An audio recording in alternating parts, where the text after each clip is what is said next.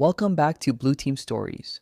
Today we are covering one of the most powerful and most misunderstood skills in modern defensive security, threat hunting. If you've been following this series, you already know how incident response works and how SOC analysts write detection rules. This episode takes you a level deeper. We're talking about the skill that separates a reactive SOC from a proactive one. The ability to go looking for attackers before they make enough noise to trigger an alert. The full title of today's lesson says it perfectly: finding hidden threats before they become incidents. That's the entire point of threat hunting, not reacting to what you already know about, not waiting for your SIEM to fire. Going in deliberately with a question in mind and hunting for evidence that something is wrong right now in your environment. This episode is built specifically for SOC analyst beginners, blue team engineers, cybersecurity students, and professionals who are transitioning into a threat hunting role. By the time we're done, you'll have a complete picture of what threat hunting actually is, why it exists, how it works, and exactly where to start building this skill for yourself. So let's get into it. What is threat hunting? Let's start with the definition and let's be precise about it. Threat hunting is the proactive, human-led search for adversaries who are already present inside your network before any alert fires. Every word in that sentence matters. Proactive means the analyst initiates the investigation. There's no alert telling you to go look at something. You decide where to look, you form a theory, and you go looking for evidence. Human-led means this isn't an automated process. It's not your SIEM running a correlation rule. It's an analyst applying experience, intuition, and knowledge to find something that automation missed. And that last part, before any alert fires, is what truly defines it. Most security teams operate reactively. An alert fires, a ticket gets created, an analyst responds. That model works reasonably well against known, predictable attack patterns, but skilled attackers know exactly how detection systems work. They move slowly, they blend into legitimate traffic, they use tools that are already installed on the machine, so no new software gets flagged, no signature gets matched, no alert fires. Threat hunting flips the entire model. Instead of waiting for the alarm, you assume the attacker is already there and ask, if they were, what evidence would they have left behind?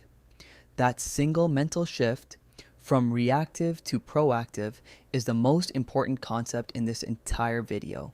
Hunting versus detection versus incident response.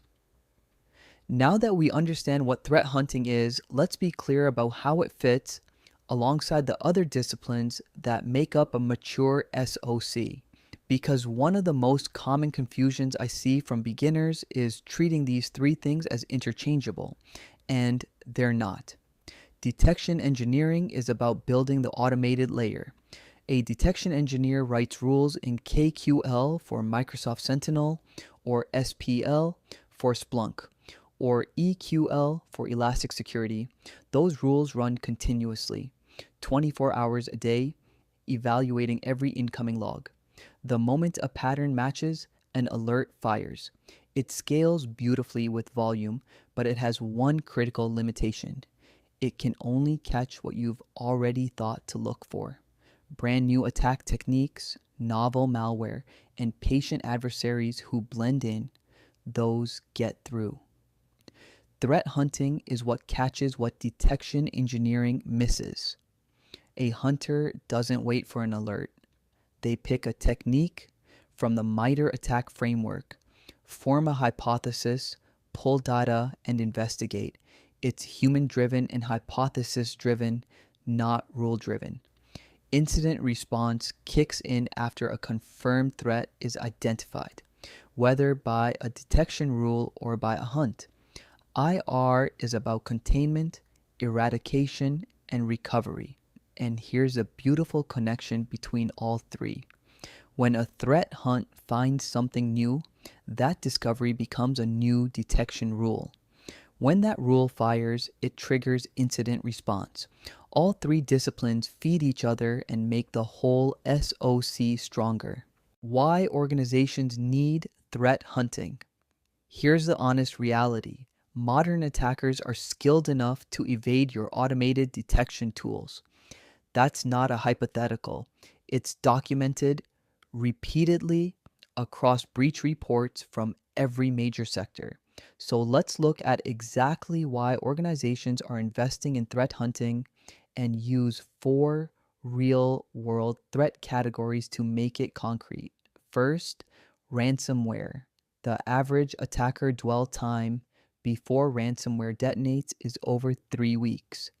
They get in, they map your network quietly, they escalate privileges, they identify your backups, and then they strike. A threat hunter operating during that 3-week window can find them before the blast. Without hunting, you're likely to discover the breach only when files start encrypting. Second, living off the land, or LOTL attacks. This is where attackers use tools that are already on the machine. PowerShell, WM, PSXSec, Task Scheduler. Because no malware is ever dropped, traditional signature-based antivirus sees nothing unusual. Detection rules can help, but a hunter looking for behavioral anomalies is often the best defense. Third, insider threats. When a legitimate user with legitimate credentials starts doing illegitimate things, detection rules often can't tell the difference. The username is valid, the access method is normal, only the behavior is wrong. Hunters look for patterns that are technically permitted but contextually suspicious. Fourth, advanced persistent threats. Nation-state actors operate on timescales of months, making tiny moves designed specifically to blend in. Threat hunting is built for exactly this kind of slow, patient adversary. The threat hunting lifecycle professional threat hunters don't just open a SIEM and start clicking. Every effective hunt follows a structured, repeatable process, a lifecycle that keeps the investigation focused, documented, and actionable. Let me walk you through each of the 6 steps. It always starts with a hypothesis. This is your theory, your testable question. Maybe you read a threat intelligence report about a new technique. Maybe you notice something slightly unusual in your environment. Or maybe you picked a MITRE attack technique you've never checked for before. You turn that observation into a specific, answerable question. We'll cover exactly how to do this properly in a later section. Step 2 is collecting data. You pull the relevant telemetry, SIEM logs, endpoint events from your EDR, DNS query records, proxy logs, identity, and authentication logs. The data you collect should be directly tied to your hypothesis. Step 3 is the investigation itself. This is where you write KQL queries in Microsoft Sentinel, or SPL in Splunk, or EQL in Elastic. You're correlating events, looking for the evidence your hypothesis predicted. Step 4 is validation, confirming whether what you found is genuinely malicious or a false positive. Step 5 is response. If it's real, you escalate to incident response. If it turned out to be benign, you document why. And you often turn that false positive into a refined detection rule. Step 6 is improvement. You document everything. Your hypothesis, your queries, your findings, your conclusion. This documentation is what makes your SOC smarter with every hunt. Then the cycle repeats. Threat hunting methodologies. Not every hunt looks the same, and that's by design. There are 4 distinct methodologies that professional threat hunters use, and choosing the right one depends on what you're working with at the time. The first is IOC-based hunting. IOC stands for Indicator of Compromise. Things like known malicious IP addresses, file hashes, or domain names that appear in threat intelligence feeds. You take those indicators and search your environment for them. It's the most straightforward approach and a great starting point for beginners. The limitation is that it only catches threats that are already known to someone. A brand new attack that hasn't been documented yet won't appear in any IOC list. The second is IOA-based hunting, indicators of attack. Instead of looking for specific artifacts, you're hunting for attacker behaviors and techniques, process injection, credential dumping, lateral movement patterns. These behaviors are consistent across different malware families and threat actors. This approach can catch novel malware because even if the tool is new, the technique is the same. The third methodology is hypothesis-driven hunting, and it's the most creative approach. You start with a what-if question, usually grounded in the MITRE ATT&CK framework. What if an attacker is currently using T1053 scheduled tasks for persistence in our environment? What evidence would that leave? Then you go looking for exactly that evidence. The fourth is intelligence-driven hunting. A threat intelligence vendor publishes a report about a specific actor targeting your industry. You take their documented TTPs, tactics, techniques, and procedures, and hunt for those exact behaviors in your own environment. Mature SOC teams use all four of these approaches and choose based on context. Data sources for threat hunting. Here's a truth about threat hunting that doesn't get said enough. You can only find what your telemetry can show you. A hunter is only as effective as the data available to them. If you have poor log coverage, entire attack techniques become invisible.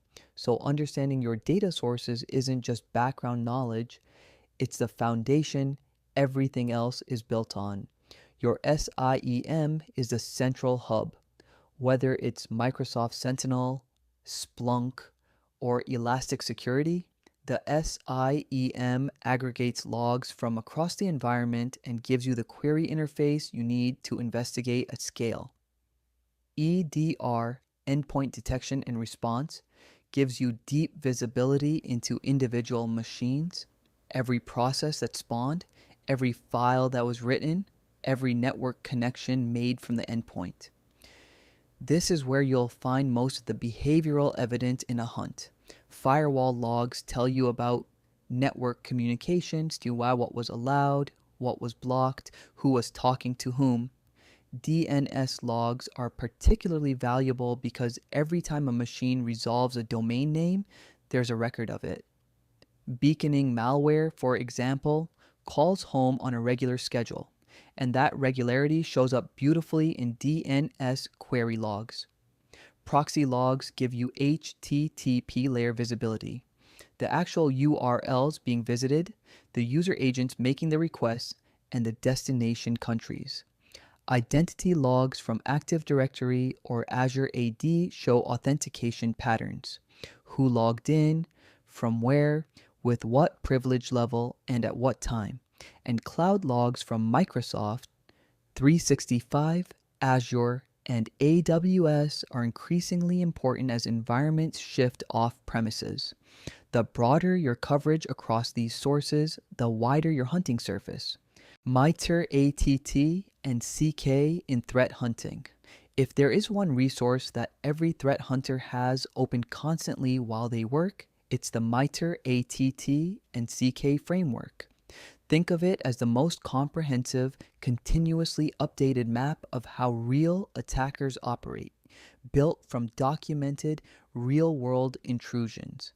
The framework organizes adversary behavior into 14 tactics, phases of an attack from reconnaissance all the way through to impact.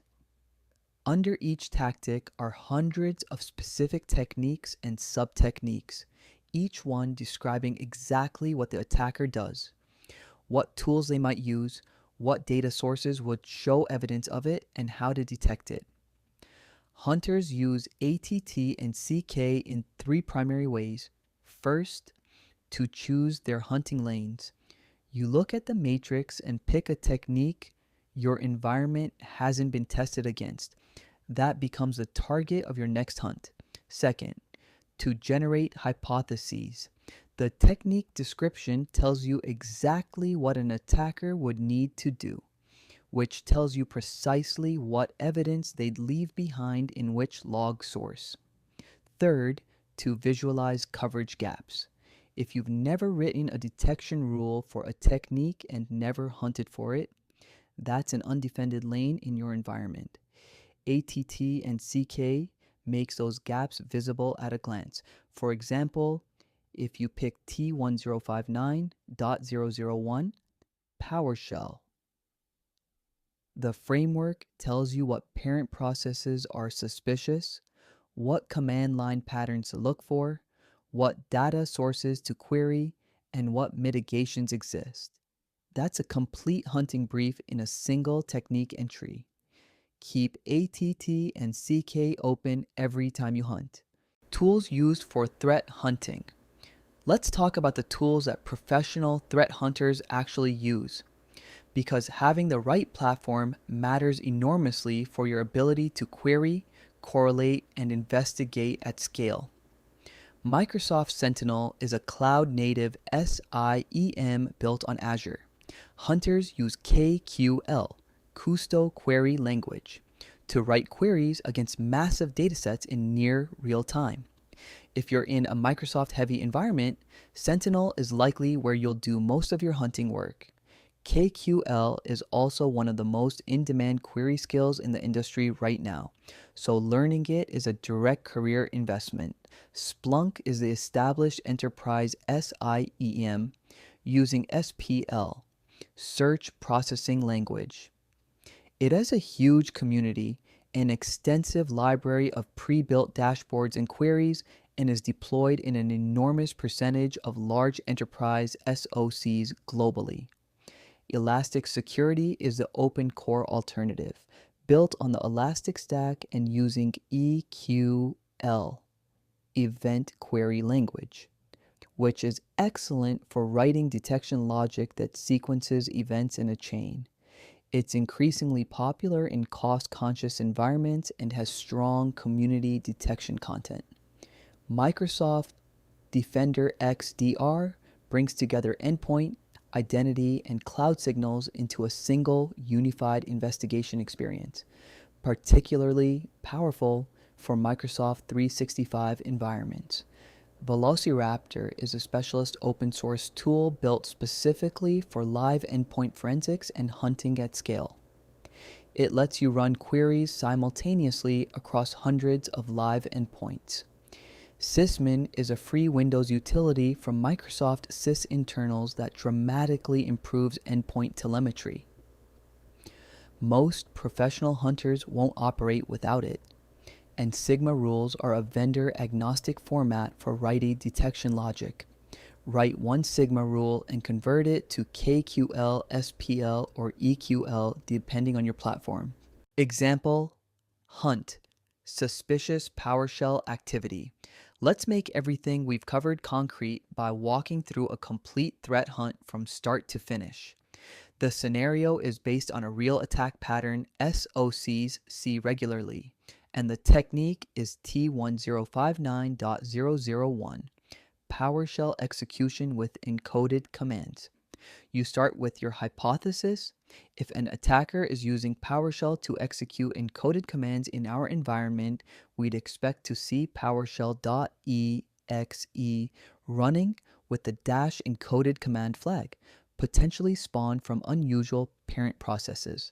That's specific, testable, and grounded in MITRE AT and CK. Step 2. You write a KQL query in Microsoft Sentinel or an SPL query in Splunk, searching for PowerShell processes with encoded command arguments across your endpoint logs. Step 3, results come back. 5 machines ran encoded PowerShell at 3 in the morning, and the parent process in every case was word.exe. That combination, Microsoft Word spawning, PowerShell with encoded arguments at 3 a.m., should never happen in a healthy environment. That's your anomaly. Step 4, you pivot to EDR telemetry to examine the network connections those PowerShell processes made. You find outbound connections to an external IP address on port 443 HTTPS shortly after the encoded commands executed. Step 5, you decode the base 64 argument. When decoded, the command downloads a stager, a small piece of code designed to pull a larger backdoor payload from a command and control server. Step 6. This is confirmed malicious. You immediately escalate to the incident response team. All 5 hosts get isolated from the network, and you hand over your complete investigation timeline with every query, every finding, and every pivot documented. From hypothesis to confirmed compromise, that's what a complete threat hunt looks like. Writing a threat hunting hypothesis. Writing a strong hypothesis is genuinely the most critical skill in threat hunting because everything else flows from it. A vague hypothesis produces a vague, unfocused hunt that wastes hours and finds nothing. A precise hypothesis produces a targeted, efficient investigation that either confirms a threat or definitively rules one out. Here is a formula that professional hunters use, and I want you to memorize it. If this attacker behavior is occurring in our environment, we expect to observe this specific evidence in this data source. 3 elements: a named behavior, a describable artifact, and a specific log source. Let's apply it using Kerber roasting. MITRE attack technique T1558.003. Kerber roasting is a technique where attackers request Kerberos service ticket grants for accounts with service principal names, then take those ticket hashes offline and try to crack the passwords. Here's the hypothesis.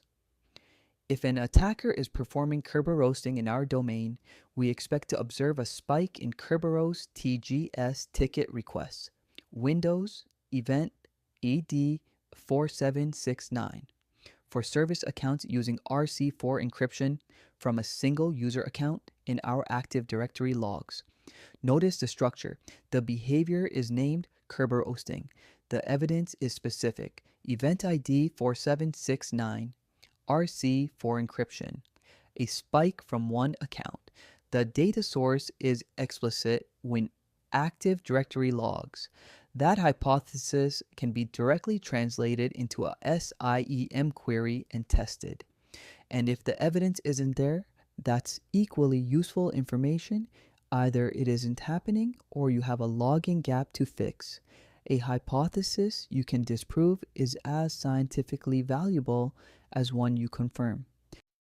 Common mistakes beginners make. No matter how good your tools are or how much theory you've studied, certain mistakes will derail a hunt before it even gets started. Let me walk you through the 6 most common errors I see from analysts who are new to threat hunting, because knowing what not to do is just as important as knowing the right process. The first mistake is only chasing alerts. If you're sitting in a SIEM waiting for alerts to come in and then investigating them, you're doing level 1 SOC work. That's valuable, but it isn't threat hunting. Hunting requires you to initiate the investigation yourself without an alert telling you to go look at something. The second mistake is ignoring baselines.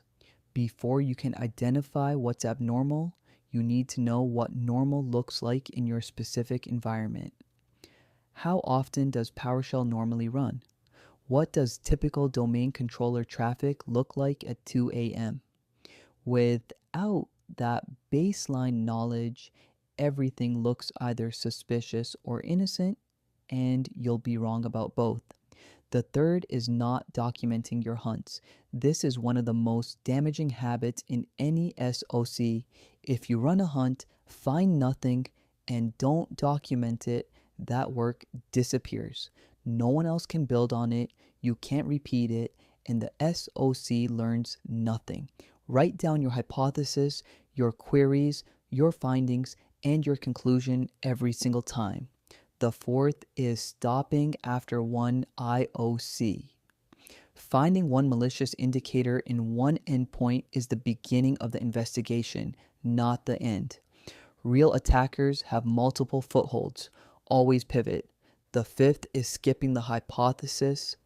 And the sixth, don't treat empty-handed hunts as failures. A hunt that finds nothing still validates your detection coverage and sharpens your baseline. How to start learning threat hunting? Here's the question I get most often from students: how do I actually start? And the good news is you don't need a job in a SOC, you don't need expensive tools, and you don't need a professional lab environment. You can begin building genuine threat hunting skill right now with freely available resources. The absolute first step is MITRE ATT&CK at attack.mitre.org. Open the matrix. Pick 5 techniques that interest you. For each one, apply the hypothesis formula from the previous section and write out what evidence you look for and in which log source. This exercise alone will teach you both the framework and the hypothesis writing skill simultaneously, and it costs nothing. TryHackMe has dedicated Blue Team learning paths built specifically for SOC analysts and threat hunters. Every lab runs in a browser. No hardware needed, no complex setup. It's one of the most beginner-accessible platforms available. Let's Defend takes a different approach. It simulates a real SOC environment with realistic alert queues and SIEM data. Investigating alerts on that platform gives you a genuine feel for the professional workflow before you've ever sat in a real SOC. Blue Team Labs. Online is excellent specifically for forensics and data analysis labs, skills that feed directly into your ability to investigate during a hunt. For hands-on practice, build a home lab, spin up the free tier of Elastic Security or Microsoft Sentinel, install Sysmin on a Windows virtual machine, generate events by running normal and deliberately suspicious commands, and practice writing queries against your own telemetry. That's how real skill gets built. And finally, learn KQL Microsoft. Learn has a completely free, high-quality KQL learning path. Also read community-written Sigma rules on GitHub. Studying how experienced engineers express detection logic is one of the fastest ways to improve your own hunting technique. Let's bring everything together. We've covered a lot of ground in this episode, and I want to make sure the 5 most important points are crystal clear before you close this video. 1. Proactive mindset.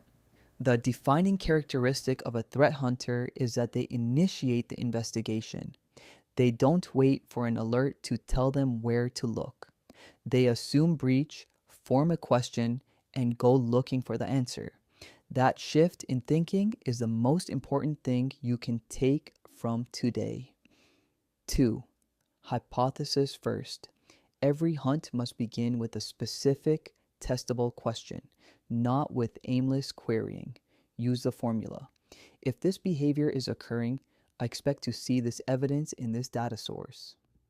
ATT&CK give you the behavior.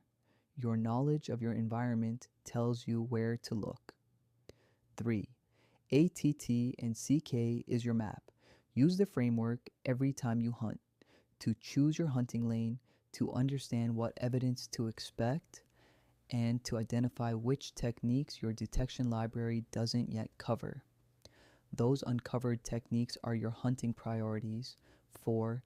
Data equals visibility. You can only find what your telemetry can show you. Invest in broad log coverage across endpoint, network, identity, and cloud. Gaps in your data mean gaps in your hunting capability. 5. Document everything. Every hunt, whether it finds something or not, is an opportunity to build institutional knowledge that makes your entire SOC smarter over time. The documentation from today's empty-handed hunt often generates tomorrow's most valuable detection rule. If that sounds useful, make sure you subscribe right now so you don't miss it. If this episode helped you understand threat hunting, hit the like button. It genuinely helps this content reach more people who are trying to build these skills. And drop a comment below. What topic do you want me to cover in this series next? See you in the next episode.